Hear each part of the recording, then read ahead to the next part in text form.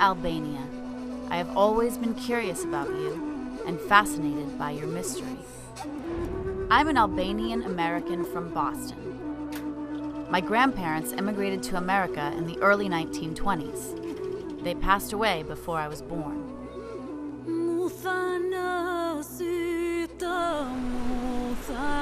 My father taught me to be proud of my Albanian blood. It's time for me to find out why.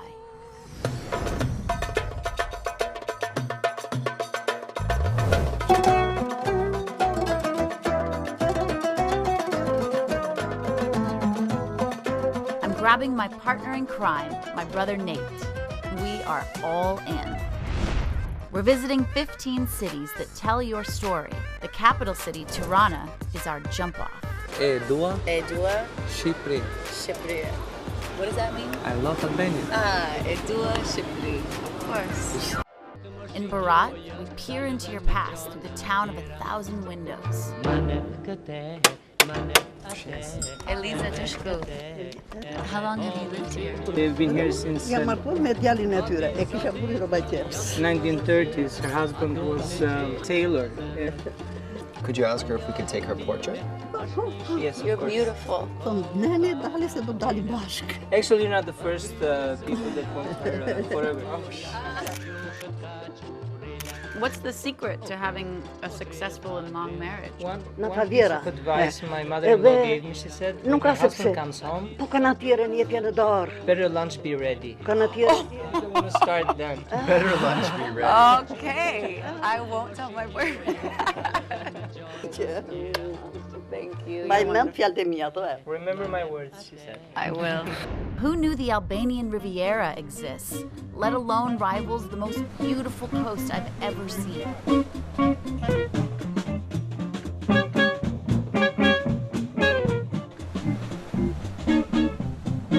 Every journey starts somewhere. This is where ours started, almost 100 years ago, in Korça. Welcome to your beautiful city of Korça. My ancestors' home. There's your barrack. Oh, this is what my grandma made. She taught my mother taught us how to make with the phyllo dough, and we would make it New Year's.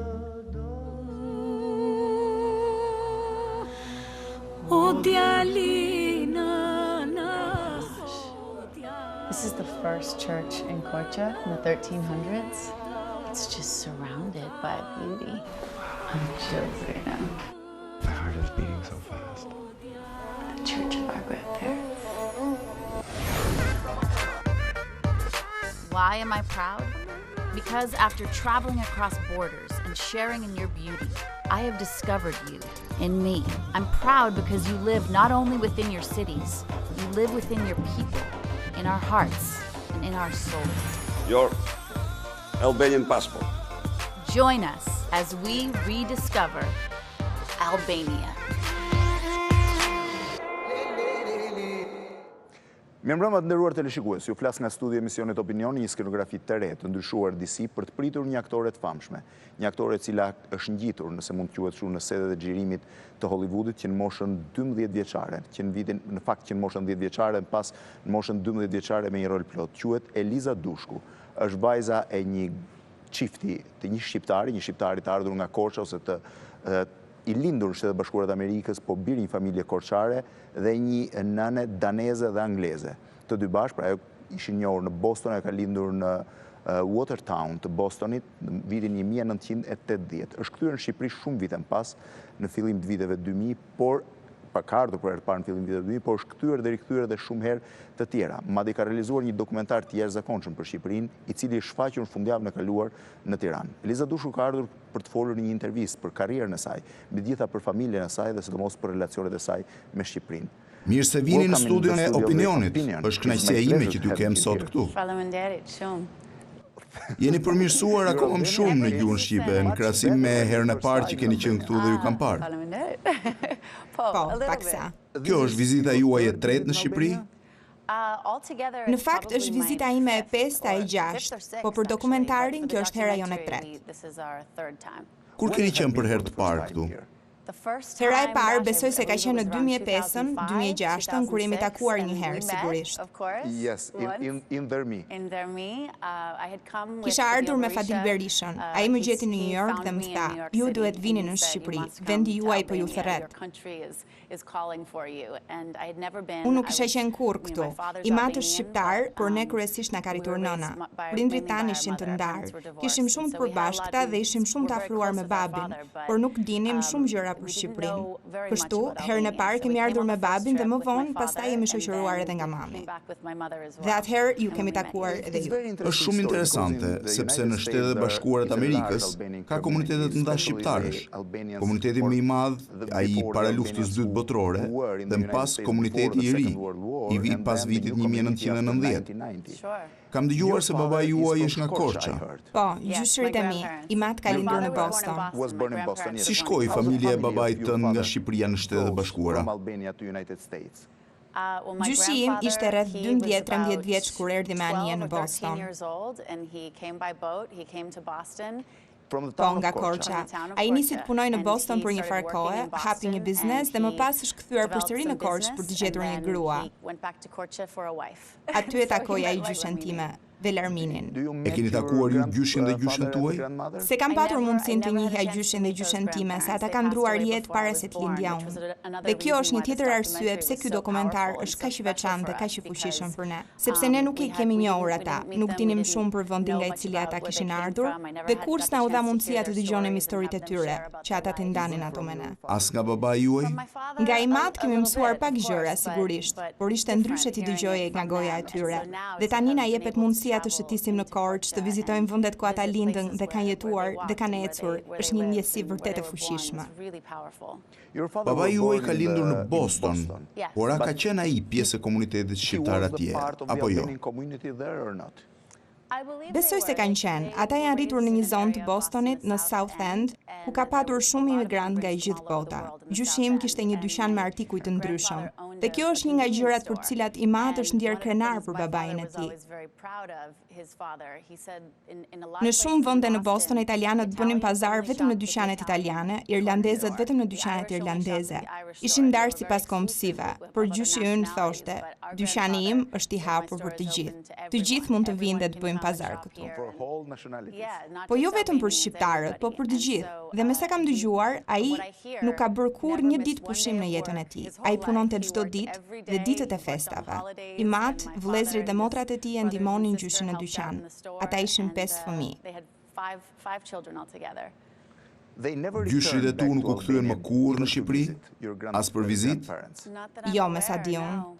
Dhe babai juaj ka ardhur për herë të parë në Shqipëri për të vizituar Shqipërinë me ju, apo...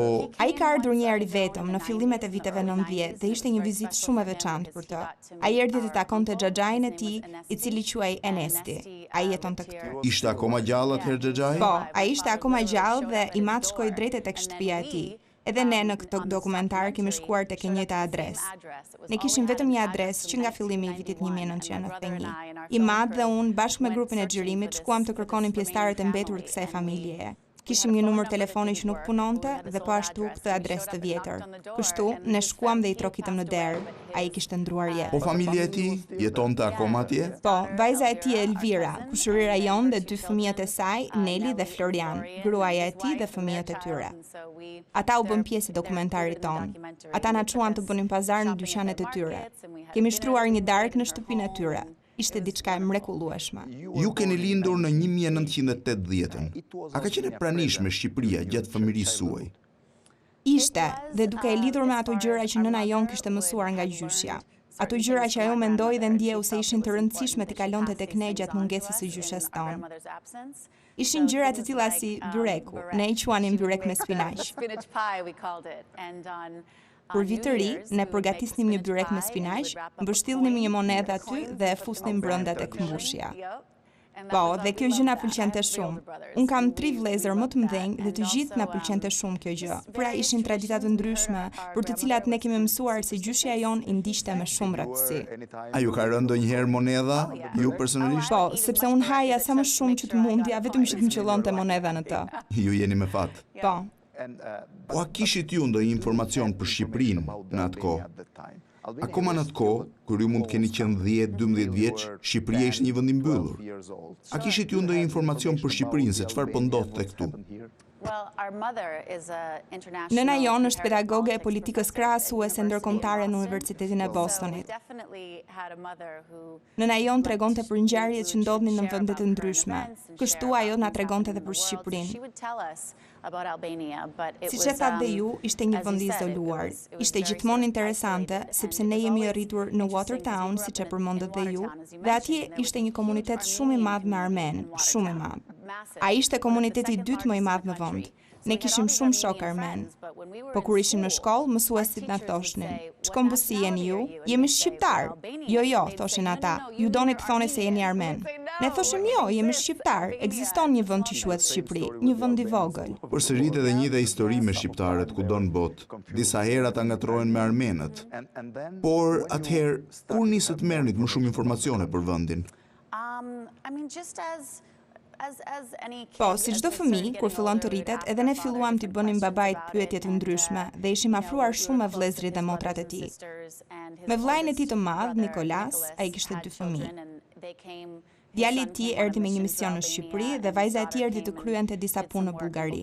Ata u përpoqën të krijonin një lidhje me familjen në Tiranë. Nuk ishte diçka sekrete, por në të njëjtën kohë gjërat nuk ishin aq të hapura sa që kishim nga ana e nënës time.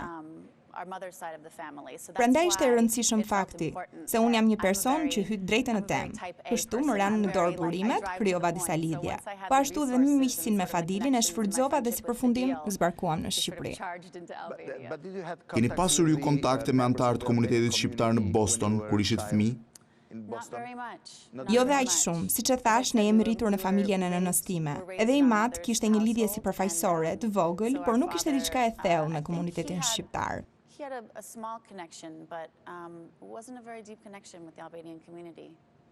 Unë për shembull kam më shumë lidhje se ai tani, me kalimin e viteve. Më kujtohet kur halla ndroi jetë, funerali i saj u bë në kishën ortodokse shqiptare në South End të Bostonit. Dhe ne kemi shkuar atje. Para se të niste funerali, dukej si një dasmë e madhe. Aty përreth kishte shumë shqiptarë dhe ne takuam njerëz të ndryshëm. Prifti sapo kishte ardhur nga Kosova. Unë ndjej se me kalimin e kohës po krijoj akoma më shumë lidhje me shqiptarët. Kam dëgjuar se nuk jam i sigurt nëse kjo është një histori e vërtetë apo jo, por kam dëgjuar se tash e themet kanë marrë dhën. Kam dëgjuar se kur jeni futur kinematografisë, ju keni pyetur Arnold Schwarzeneggerin nëse duhet ta ndryshonit emrin tuaj në një emër arti apo jo, mbiemrin do thoja. Është e vërtetë kjo gjë apo jo? Më duket se ka qenë nëna ime, me që ajo është profesore dhe nuk ka idenë biznesit të artit. Sepse në filmin tim të parë, unë kam qenë rreth 10-11 vjeçe. Ajo as Arnold Schwarzeneggerin nuk e njifte. Po kur shkuam atje, të gjithë hasnin vështirësi me emrin tim. Gjatë gjithë jetës më thoshnin: Dushku, Dushka. Nuk ma shqiptonin siç duhet mbiemrin. Kështu një ditë mami im i tha Arnoldit: Arnold, njerëzit po më thonë se kemi një mbiemër shumë të çuditshëm. Mos duhet ta ndryshojmë këtë mbiemër? Ai thotë: "Më beso, kam për ta mësuar." Kur mësuan Schwarzenegger, vë dorën në zjarr se kam për të mësuar tek këtë. Si e nisët jetën tuaj në kinematografi? Sinqerisht, ishte punë fati. Im vëlla, ortaku im producent, kur unë isha 9 vjeçe, im vëlla ishte një aktor, luante gjithmonë role kryesore në shfaqjet e shkollës. Ai kishte gjetur një agent tregtar. Kemi shkuar në disa prova bashk dhe unë si motër e shoqëroja. Gjatë provave, unë pengohesha dhe rrëzohesha. Drejtori i trupës më pa dhe më pyeti nëse doja të vija në provat e filmit të tij, dhe ka qenë filmi im i parë.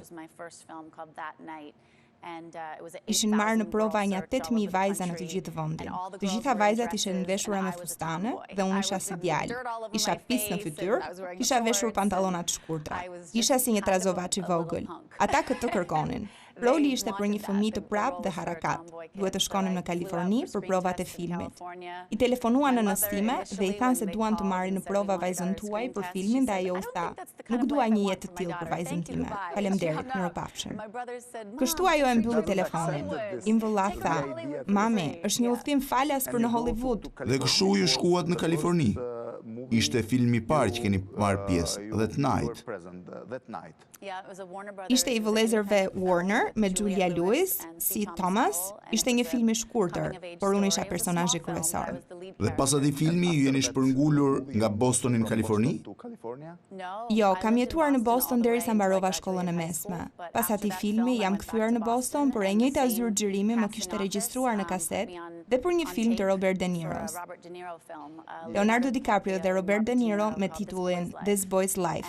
Aty më caktuan të luaja rolin e vajzës së De Niro's. Tani dhe De Niro po thotë se është shqiptar. Po, në Wikipedia thuhet se nënën ose babain e ka shqiptar, por shqiptarët Italisë Jugut, ata që quhen arbresh. Por çfarë eksaktësisht ju tha De Niro për origjinën e tij shqiptare? Po, në atë kohë, ai nuk ka thënë se ishte shqiptar, vetëm kohët e fundit I ka dhënë zë këtij informacioni. Në atë kohë ata thanë, ky është italian, por edhe ti dukesh e tillë. Shqiptar, italian, sikur jeni një lloj. Prap ti mund të luash rolin e fëmijës së tij. Kështu, unë kam luajtur rolin si vajza e tij. Filmi tjetër I imi ka qenë True Lies, ku kam luajtur rolin e vajzës së Arnold Schwarzeneggerit dhe Jimmy Lee Carter. Por gjithmonë, mbasi kam mbaruar filmi, unë kthehesha në Boston, vazhdoja shkollën. Nëna më ka mësuar të bëja një jetë shumë normale. A ishte e vështirë të vazhdoje shkollën e mesme dhe në njëjtën kohë të ishe një adoleshente e famshme? Po, në një farë mënyre. Ndonjëherë fëmijët e tjerë ishin disi më të ashpër, por gjithsesi, familja ime ishte një familje fantastike. Më mësoi të jetoja me këmbët në tokë. Unë isha motra e vogël dhe pritej që të bëja pjesën time të punëve të shtëpisë, të respektoja prindrit. Pra nuk sillesha si një yll kinemaje, kështu nëna ime më lejoi të vazhdoja këtë karrierë.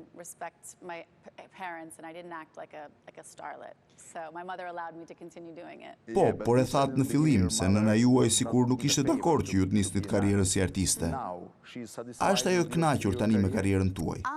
Mendoj se ajo është e kënaqur tani pas atyre gjërave të tjera që kam arritur të bëj në karrierën time dhe që po I arri duke patur një farë fame. Nëna ime është presidente e një organizate jo fitimprurse në veri të Ugandës, për ish ushtarët fëmijë. Kjo organizat quhet Thrive Gulu. Kam qenë atje me të dhe kam dëgjuar se ndonjëherë përkohësisht ajo punon edhe në Senegal, në Dakar. Tashmë ajo punon në Universitetin Suffolk në një kampus të satelitit në Dakar, por ajo jep mësim African Politics dhe Women's Studies. Por këtë organizatë jo fitimprurse ajo ka nisur në Ugandë.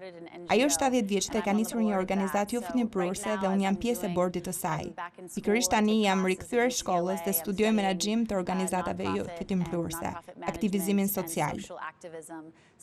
Nëna ime se vë në dyshim që si ka parë të gjithë filmat e mi. Ndoshta ka parë 4 a 5 nga 20 prej tyre, por e vlerëson shumë faktin që unë parri gjëra të mira. Ajo mezi po e pret këtë dokumentar sepse I pëlqejnë shumë gjërat që janë autentike dhe që I shërbejnë dhe ndihmojnë të tjerët. E ka parë ajo dokumentarin? Jo, nuk e ka parë akoma. Ndoshta do ta shoh në New York në nëntor. Për herë të parë do ta transmetojmë këtu nesër në darkë. Kjo është faqja jone e parë dhe më pas do ta transmetojmë në New York në nëntor. Kam përshtypjen që nga takimi I fundit që ne kemi pasur në 2006-ën, se ai njeh Shqipërinë dhe di më shumë për të se sa baba juaj që është shqiptar. Kjo ndoshta sepse ajo është profesoresh dhe njeh historinë e Shqipërisë. Sigurisht, ajo është shumë e dhënë pas historive të vendeve të ndryshme të botës.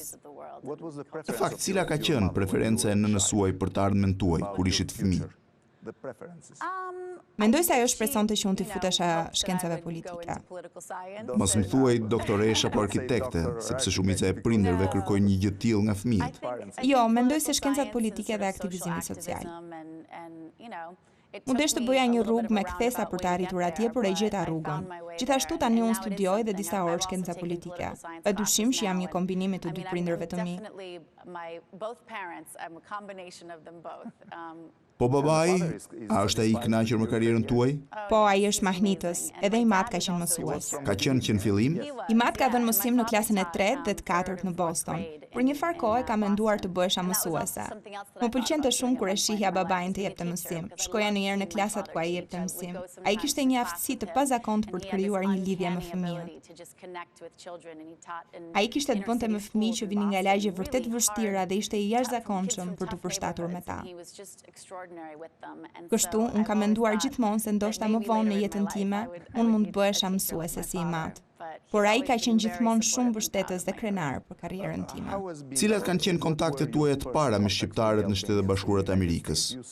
Ju më parë përmendët Fadil Berishën. Cilat kanë qenë lidhjet e para që keni pasur ju me shqiptarët apo me komunitetin shqiptar atje? Ndoshta në vitin 2001 kam realizuar një film me titullin Wrong Turn. Ishte një film horror. Gjatë gjithë filmit ne kishim vetëm një veshje sepse kishim humbur në plull. Donin që unë të vishja një bluzë të bardhë. Më kërkuan që të vendosja diçka në bluzë, por nuk e dinin se çfarë. Një emblem, një simbol. Dhe unë thash se mund të ofroja një simbol shumë të lezetshëm. Unë u thash për flamurin shqiptar. Ishte shqiponja me 2 kokë. Ua tregova regjisorëve dhe ata thanë, shkëlqyeshëm, na pëlqen shumë. Kështu, gjatë filmit, kam mbajtur në krahëror shqiponjën me 2 kokë. Pas kësaj, pati një vërshim reagimesh nga shqiptarët kudo në botë.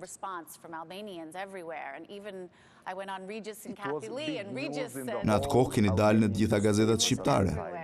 Kjo gjë më preku vërtet dhe më bëri të vetëdijshme për të qenë krenare që isha shqiptare. For an Albanian to sort of be very proud, I think is ishte si një farë zgjimi. Edhe i mat e thoshte shpesh se ndonjëherë krijohej një farë ndjesie turpi të ishe shqiptar. Sidomos gjatë regjimit komunist. Absolutisht. Dhe kjo gjë sikur ma theu zemrën dhe ndjeva sikur gjithmonë kam patur dëshirë të dal në krah njerëzve për të mbrojtur identitetin e tyre. Të jeni krenar dhe ta shprehni ato me zë të lartë. Jo të thonë se ata janë më të mirët, por ky jam unë dhe jam shumë krenar për këtë dhe s'më vjen turp.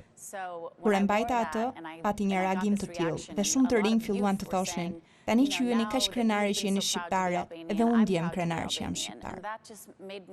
Kjo më krijoi një farë dëshire për ta eksploruar më tej këtë gjë. Pothuajse disa vite më vonë, Fadil Berisha erdhi në New York, në një shfaqje. Më takoi dhe më tha, unë nuk jam i çmendur, por dua që ti të vish në studion time, të bëj fotografi dhe më pas ti çoj ato në Shqipëri.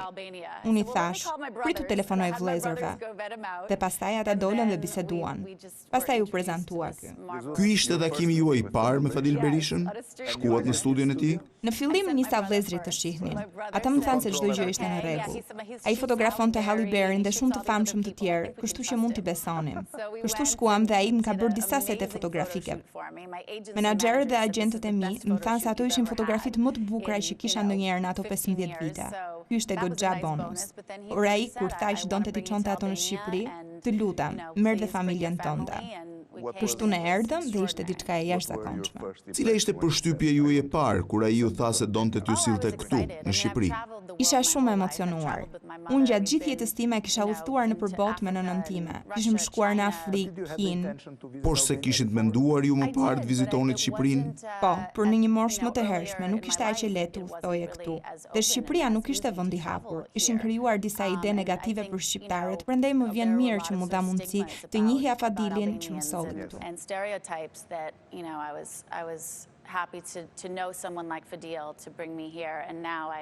Cila ishte përshtypja e babait tuaj pas vizitës tij të parë në Shqipëri në fillimet e viteve 90? I mat ishte shumë sentimental, shumë pozitiv. Kishin ndodhur shumë ndryshime, sigurisht nuk ishin aq moderne sa që janë tani. Edhe diçka që s'mund të përshkruash kur vjen në një vend dhe sheh rrotull, ke ndjesinë se diçka të lidh me këta njerëz. E ke vërtet atë ndjesinë se je mes njerëzve, mes popullit tënd, gjakut tënd. Kështu unë mendoj se ai ka patur atë ndjesi dhe mënyrë shumë të thellë. Mbaj mend që ai është kthyer me një përshtypje vërtet shumë pozitive.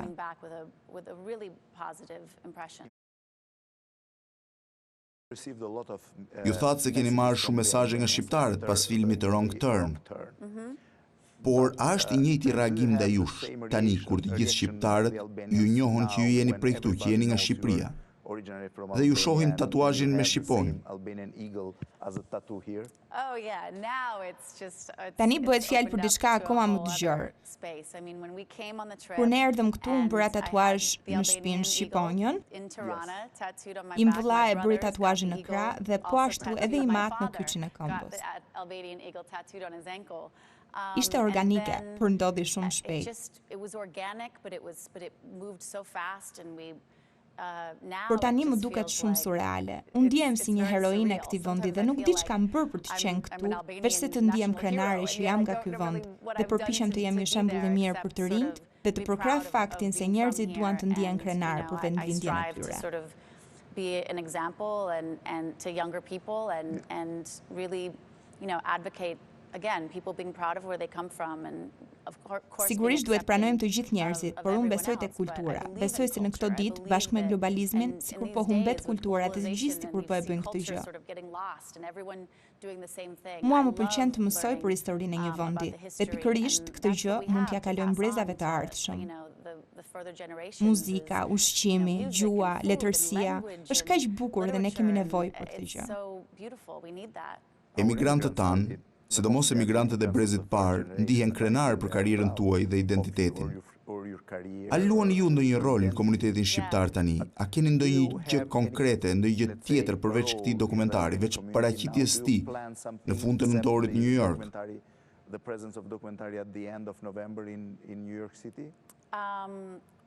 Nuk jam e sigurt nëse ju a kuptova pyetjen. A luani në një rol tjetër në komunitetin e shqiptarëve? Në udhëtimin tim të fundit, unë e kam marrë në shtetësinë shqiptare. Kështu kam pasaportën shqiptare dhe kryetari i bashkisë Basha më ka caktuar ambasadore për Tiranën, për arte dhe për vendet e ndryshme.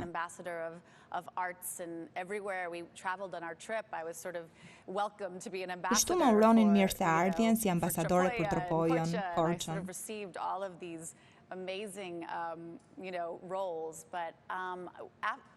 Ne kemi harxuar shumë kohë për përgatitjen e këtij dokumentari, sepse vërtet është shumë i rëndësishëm. Ky është vërtet letra dashurie që ja nisim këtij vendi. Tani që ky dokumentar përfundoi, duhet gjej hapësira të tjera ku e ndjej se duhet përfshihem dhe ndoshta të tjera gjëra për të cilat duhet punojmë. Fakt dua të bisedoj diçka në lidhje me dokumentarin tuaj, i cili është shumë interesant. Si ju lindi ideja që të xhironit një dokumentar për Shqipërinë? Në dy vizitet e para, në njërin me babain dhe në tjetrin me nënën time, ne u mahnitëm me bukurinë. Se kishim idem për gjithë të diversitet, larmi gjeografike, bregdeti, plazhet. Askush zinte asgjë për rivjerën shqiptare. Veç se nëse ishte nga këtu apo e kishte vizituar. Kështu Fadili na tha, po sikur të bënit një dokumentar. Të bëjmë diçka të veçantë ndërsa vizitojmë vendin. Tashmë kemi vizituar shumë qytete. Le ta realizojmë ndërsa vizitojmë vendin, le ta filmojmë. I kam rënë botës kryqe të rthorë dhe më pëlqen shumë të udhtoj. Brenda vetes kam dashur diçka të tillë. Kam shumë fansa në çdo vend, nga media sociale, Twitteri. Fillova të mendoj që si kisha njerëzit me vete në udhëtimet e mia. Gjithçka u përpudh dhe ndodhi në çast, dhe të gjithë thamë se duhet ta realizojmë. Fadil Berisha, miku ynë i ngushtë Blerin Destani, vëllai im Nate, i dashuri im Rick Fox dhe të gjithë vendosëm të vinim këtu. Na u deshëm 15 ditë dhe vizituam 15 qytete në të gjithë Shqipërinë. 15 ditë në 15 qytete? Udhëtim shumë i ngarkuar, shumë intensiv. Shumë i ngarkuar. Nuk kalua më shumë se një natë në secilin qytet. Dhe cilat ishin përshtypjet pas 2 javësh nëpër Shqipëri? Isha shumë e mallëngjyer. U emocionova gjithë ato herë. Pata një mori emocionesh. U kënaqa shumë, një farë dobësie të brendshme. Kudo që shkonim kishte diçka të veçantë, diçka magjike, diçka misterioze, diçka të re.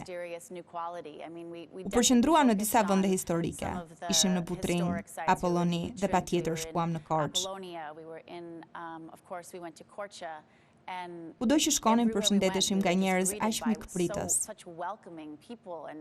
Patëm aq shumë afrimitet dhe mikpritje në aq shumë vende që jo çdo kusht tjetër mund të kishte domosdoshmërisht.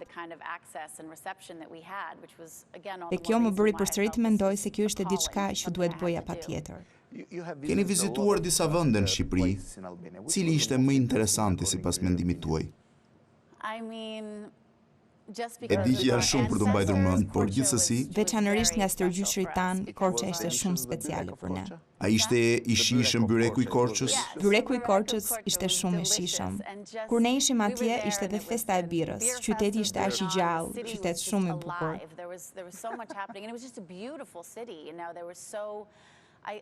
Në Shqipëri më pëlqen kombinimi i vjetrës me të ren, të lashtës me modernën. Më pëlqen shumë të shoh një kombinim të tillë në Korçë. Gjithashtu më pëlqyen plazhet, Dërmiu, Durrësi.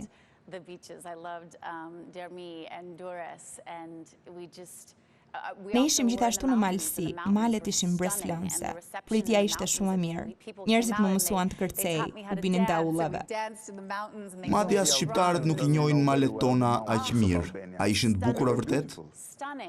Mahnitse, ju ngjitëm lumit të Valbonës. Gjithçka e kemi regjistruar në dokumentarin ton. Më mahnitja që mund të kem parë ndonjëherë. Po mikpritja e njerëzve, si ishte? A ishin ata miqësor? Përtej kufive të mikpritjes, bujaria e tyre si askund tjetër në botë. Kur unë isha në malësi, më shkruan një këngë mirëseardhje për Eliza Dushku.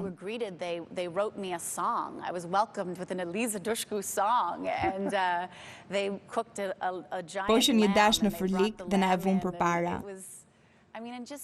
Përtej bollëkut material ishte ngrohtësia, bujaria e dal nga shpirti që të bënte kaq shumë për vete. Kaq shumë emocionuese. Kam një kujtim të veçantë kur sapo kisha vënë tatuazh shqiponjën. Shkova tek një dyqan i vogël në cep të rrugës për të marrë disa gjëra të vogla. Ishin me udhtim dhe u ndala aty për të marrë një Tylenol apo një aspirinë të ngjashme. Ishte një plak ulur në karrike dhe gruaja nga banaku më tha: "Ju jeni Eliza Dushku, unë të njoh." Dhe plaku më duke sikur kishte 20 vite pa u lëvizur nga karrika, erdhi ngadalë dhe më kapi nga shpatullat dhe ktheu kurrizin, puthi shqiponjën mes shpatullave të mia dhe më ngjethet mishi sa herë kujtoi dhe pati një ndikim të thellë brenda meje.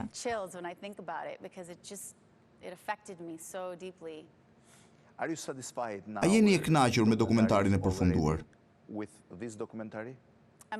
Po, jam e kënaqur, tepër e kënaqur. Ndjej që kemi xhiruar ato që kishim planifikuar të xhironim. Në fakt, u kthyem dhe bëm disa xhirime të tjera të vendlindjes dhe shkurtuam disa të bëra në Maltëzi dhe në Maqedoni. Sepse në vizitën e parë patëm vizituar Maqedoninë dhe Kosovën, por s'kishim vizituar Malin e Zi. Dhe ne ishim për ta plotësuar para një muaji e gjysmë. Erdhëm pa bujë dhe ishim në Ulqin dhe gjithashtu kaluam më shumë kohë me familjen. Dhe kjo ishte përmbyllja e komplet dokumentarit. Jam në ankth dhe shumë emocionuar sepse tashmë është momenti i madh për t'ia treguar shqiptarëve, miqve dhe personaliteteve, dhe shpresojmë që do t'u pëlqejë. Showing it to our Albanian friends and dignitaries to see. Do të jetë absolutisht i suksesshëm. Faleminderit shumë dhe ne ashtu shpresojmë. Po personat e tjerë amerikanë që ju shoqëronin, duke përfshirë dhe dashurinë tënd, çfarë përshtypjesh patë për vizitën në Shqipëri apo për dokumentarin?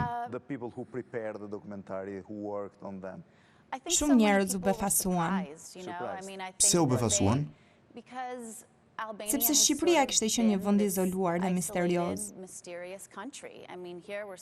Një vend i rrethuar nga Greqia, Italia, Kroacia, vende shumë të njohura dhe të vizituara nga e mbar bota për shumë vite me radhë. Si për çdo gjë që se njohim, ishim vizitës distancuar.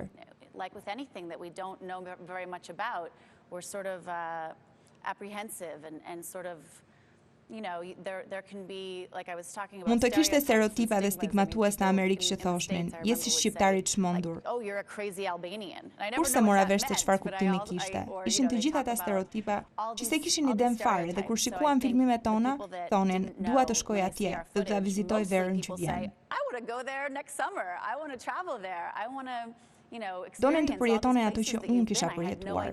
Nuk e imagjinonin dot që Shqipëria kishte kaq shumë për të ofruar. Shqiptarët janë mikpritës, janë të dashur, janë shumë të bukur. Nuk janë as të çmendur dhe as të frikshëm. Kanë një kulturë mjaft të bukur dhe të pasur. A është e vërtetë që filmi është arritur në sajt të mbështetjes financiare të shqiptarëve përmes rrjeteve sociale? Through the social media. Yes.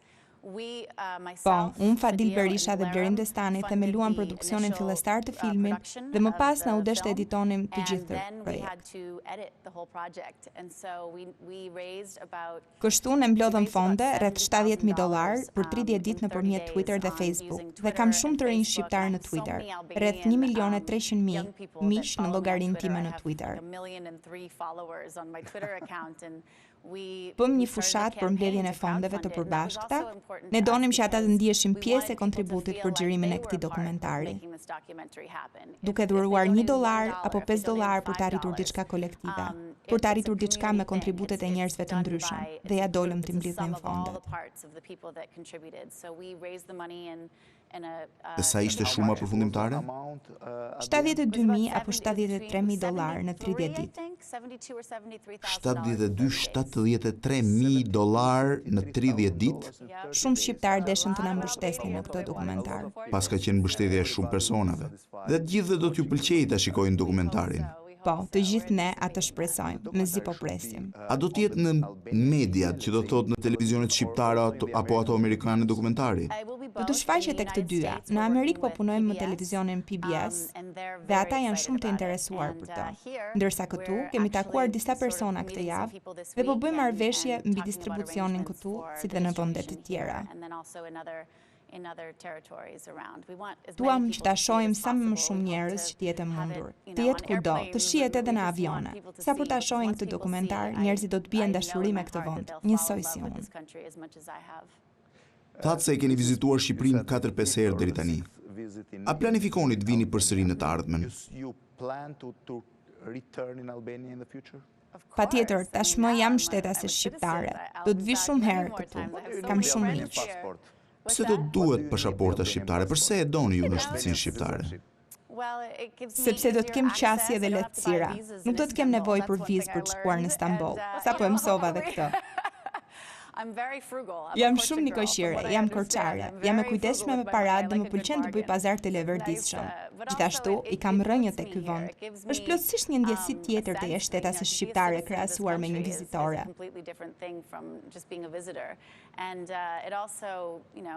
Ku i dihet, shumë shpejt Shqipëria mund të jetë antare e Bashkimit Evropian.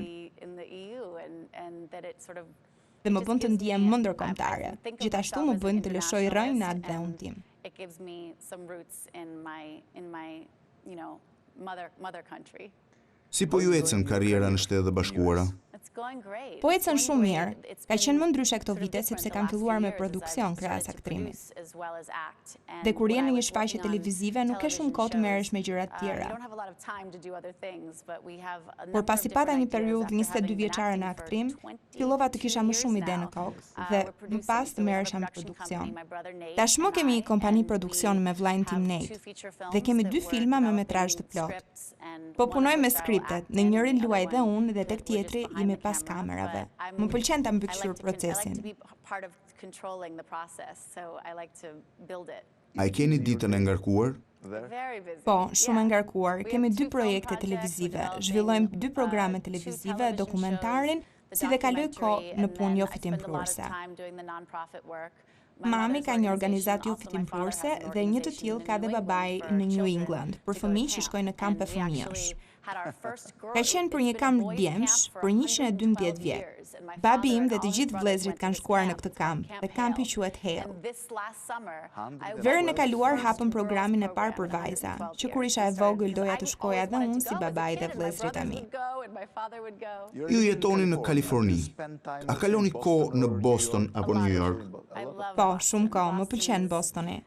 Në një mënyrë të ngjashme, Bostoni më duket si vendi im. Shkoj në Boston sa herë mundem. Familjen e kam atje, niprit dhe mbesat. Si po shkon marrëdhënia juaj me basketbollistin Rick Fox? Po më ecën mirë. Është i ulur këtu në studio. Ai është një mbështetës i mahnitshëm. Ne e mbështesim njëri tjetrin. Jemi miq për kokë dhe mendoj se kjo është gjëja më e rëndësishme. Ai më jep një mbështetje vërtet të madhe. A i pëlqen dhe atij Shqipëria? Po, i pëlqen dhe bën atë shenjën e shqiponjës me duar. I pëlqen ushqimi. Të dyve na pëlqen gatimi shqiptar. I pëlqen të takoj njerëz dhe shpesh thot që tani e kuptoj se nga e ke marrë vitalitetin që ke. Tani e kuptoj atë pjesën e karakterit tonë. Mendoj se Shqipërinë e kam në gjak dhe në temperament. Albania is very much in my blood and very much in my, my temper, my temperament. Ndonjëherë je detyruar të bësh disa pyetje që ngjajnë të çmendura. Për shembull, nëse ju pyes cili është filmi që ju pëlqen më shumë, e di që është e vështirë. Që kam parë apo që kam luajtur? Jo, filmi që ju keni luajtur.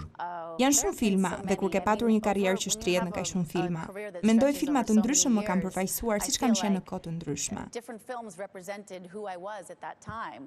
Në një farë mënyre ngjan me një kronikë jete. Jam argëtuar shumë kur kam luajtur tek True Lies. Çdo fëmijë do të kishte qenë i lumtur. Isha vetëm 12 vjeçe dhe luaja me Jim Cameron.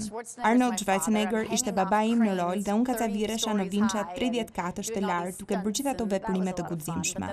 Më pas, ka qenë dhe filmi Bring It On, ku unë luaja një farë anti-nxitse tifozash. Ishte një film komedi, mjaft argëtues. Më pëlqente shumë të luaja me Joss Whedon, një nga regjisorët më të mirë në botë. Kam luajtur edhe tek Vampire Slayer dhe tek Dollhouse. Më pëlqente shumë aktrimi, sepse për të kishte role femrash të forta.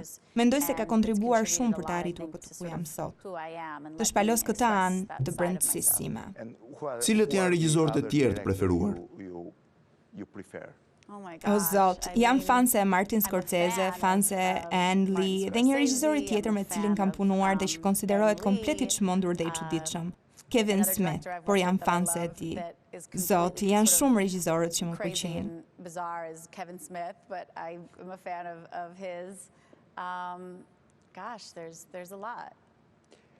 A është e vërtet që ju jeni bërë vegetariane pasi pat një dokumentar amerikan? Po, në fakt po, u bëra rreptësisht vegetariane për rreth një vit. Pasi pash një dokumentar që quhej Forks Over Knives dhe fliste kryesisht për një dietë bazuar në perime. Dhe kthehet prapa në qytet me ritmin e hershëm kur njerëzit hanin perime, veçanërisht në periudhat kur mishi nuk përpunohej. E pranoj se kur vi në Shqipëri, mishi dhe djathi janë aq të freskët se që unë ndihem më komod të ha se sa në Amerikë. Ku ushqimi përpunohet kaq shumë se që mund të krijojë probleme shëndetësore.